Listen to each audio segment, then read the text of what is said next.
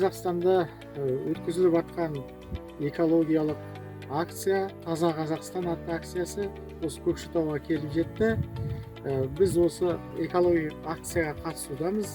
Қазіргі күнде біз мінекей Уәлихан мазарының басындамыз. Уәлихан қазақтың орта жүзінің соңғы ханы.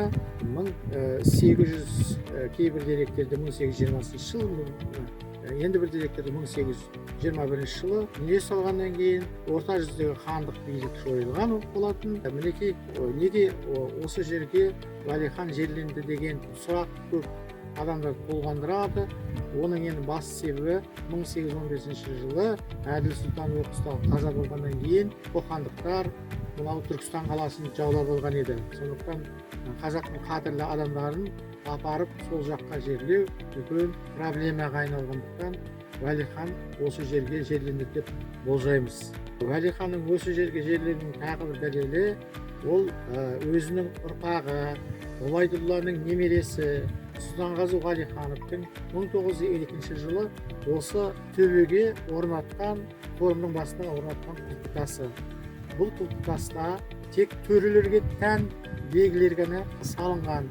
Атап айтқан уақытта айбалта, қылыш, адамның аяқ киімінің бейнесі салынған.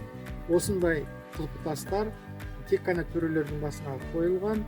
Осындай құлпытастар төрелер жерленген барлық жерлерде Қазақстаннан бастап Монғолия, Қытай территориясына дейін кездеседі.